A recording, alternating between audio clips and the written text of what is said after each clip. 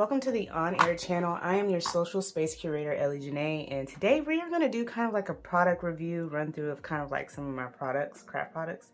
And the one that I chose today was the pocket punch board from We Are Memory Keepers. I use this thing quite a bit, and if you haven't seen my other videos where I try their different products out and just show you a bit of how I use my tools, definitely check those out. And then I use these same tools to make you know, social space settings. So anyway, let's get into today's pocket punch.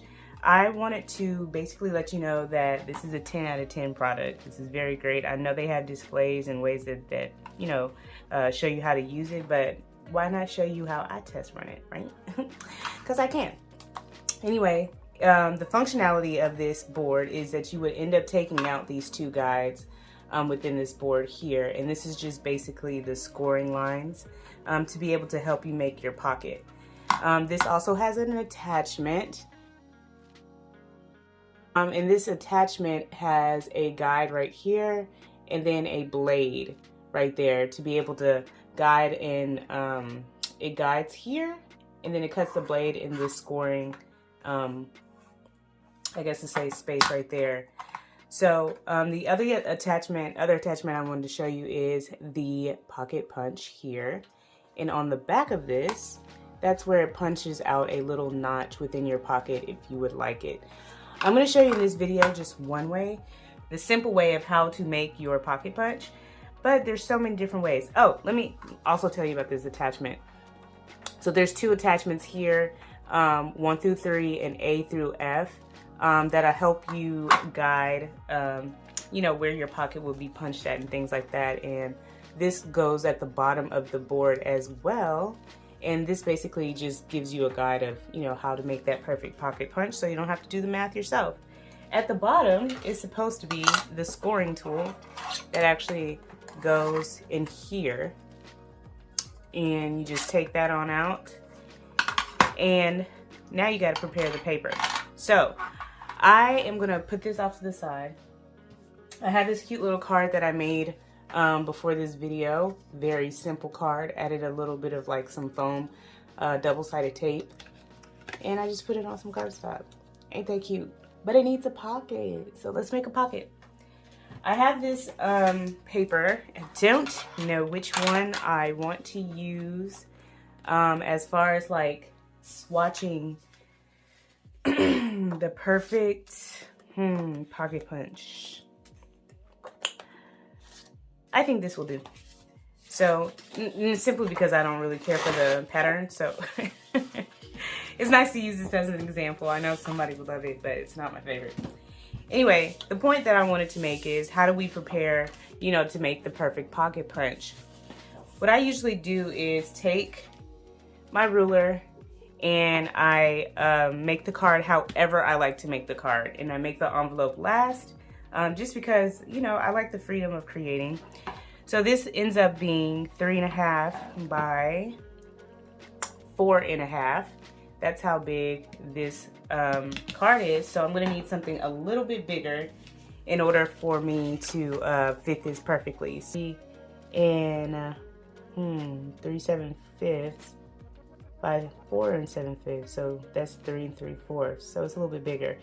And it's saying that we need it to be, I don't know if you can see it, it needs to be 8 by 6.75, so 6 3/4.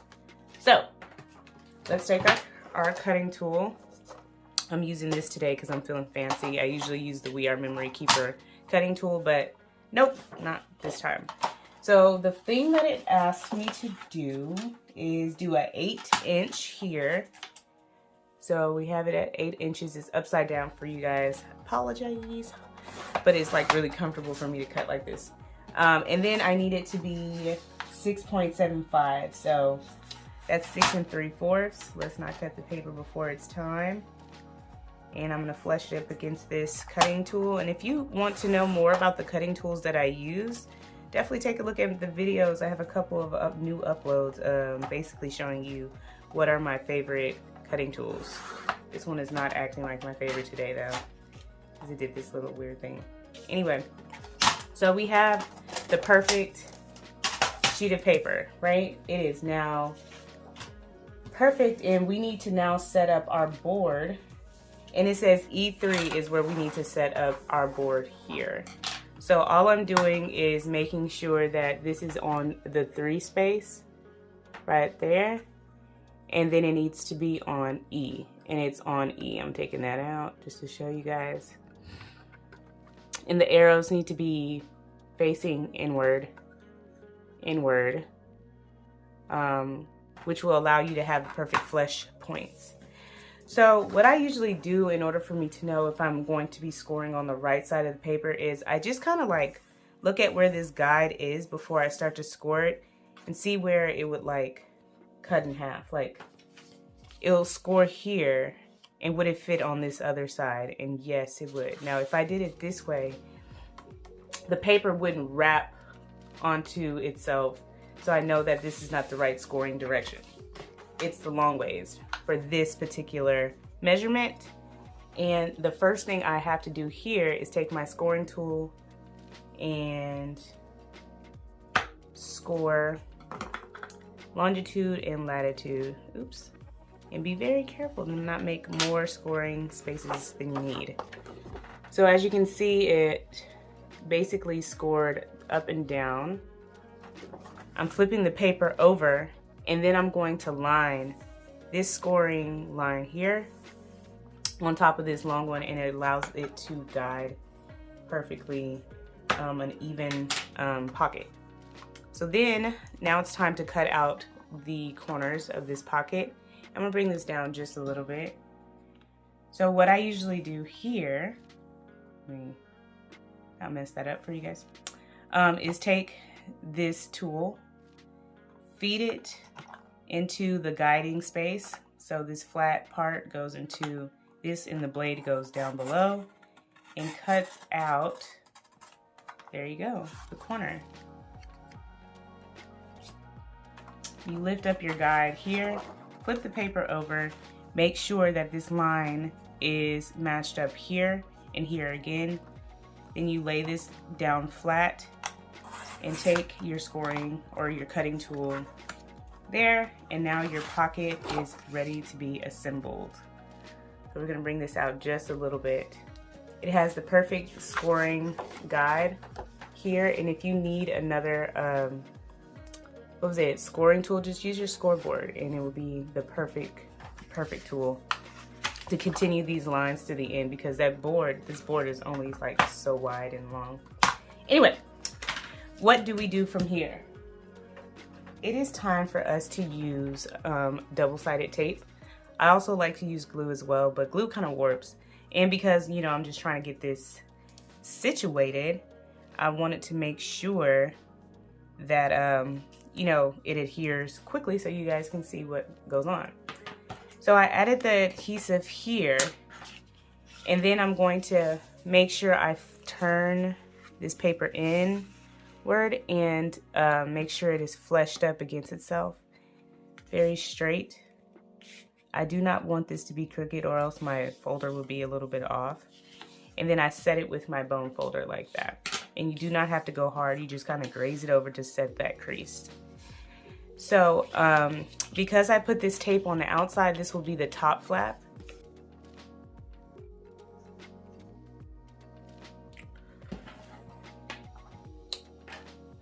All right, so like I said, this will be the top flap here.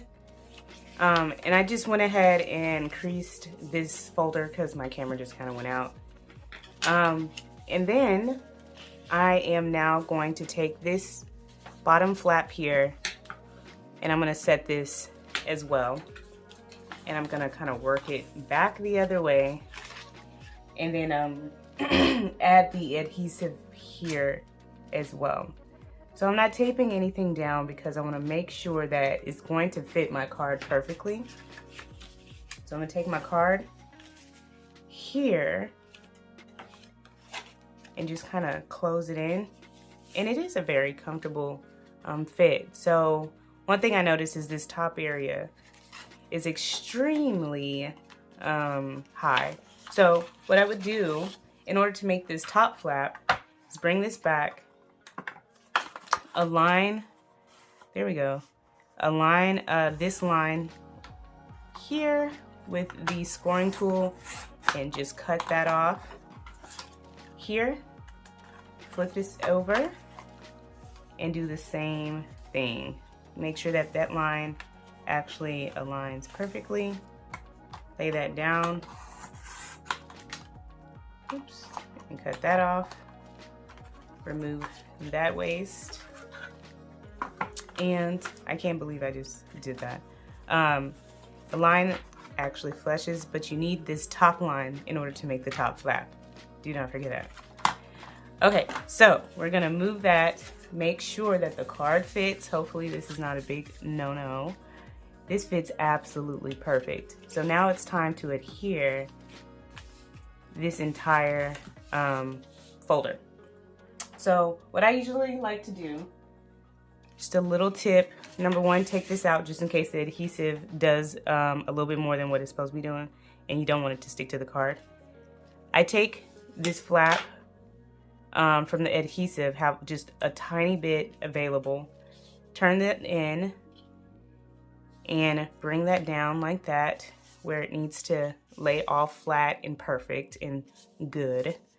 Then you take this flap here and you just kind of pull it and it releases, and now you have like not a warpy type of pocket, which is nice. So I'm gonna do that again here. There we go. And I'm gonna bring that over, lay that down. This holds itself. Take that adhesive off and then just kind of smooth it down. Now this needs adhesive at the top here. And I'm gonna varnish this down to make sure it's adhering because we don't want no problems out of this tape, okay? So I'm gonna take my Cricut tool, come on, and I'm gonna fold that down, excuse me, once again, but this time I'm going to put the card inside because we do not want it to adhere to itself, right? And it has that perfect fit that we all love. And I'm going to bring this down right here. And I'm not going to fully pull this tape out because I might want to put something else in there. But you get the point. This is the finished product and this is so, so cute. So there's different ways that you can decorate, excuse me, the back of your pocket punch. You can use palms and, I don't know, twine and I don't know, a bunch of stuff. Let me use twine. This is super impromptu, so I'm trying to get to the twine. But I like this green right here. And all you have to do is just take some out and do a rough guesstimate. And I'm gonna do it like this. I mean, I'm literally being rough with this. There we go. So I'm using scissors. Cut this out. This to the side. And usually what I like to do, it's not fully closed, but you know, we want to adorn it before it's ready, is take this out and cross this. I want to cross it this way. So we're going to bring it back this way. Have it go in opposite directions. Bring it back through here. And I usually like to put one below and while one is on top. Like that. And really just bring that through. There we go. And let that be held down. I'm gonna do a basic knot. Because this is a simple package. It's nothing major, right? There's no such thing as nothing major in my craft room. But anyway, so this is just very simple, cute. You can add a little tag. There's some remaining paper here, so you can add a little tag to this if you want to. But I just thought this was like a cute little way to show off my pocket punch. So if you have any questions or want to purchase it, definitely check out the link down below. There's so many of these available, right? I don't know. But definitely get one and make some pockets and tag me and let me know and let me see what you make with your pocket punch. The cardstock I used was like a 65 pound, so it gives you a very substantial, beautiful looking card like this, or a pocket. And yeah, I would love to hear your thoughts and comments, and if you have any questions, let me know. I'll talk to you guys soon. Bye.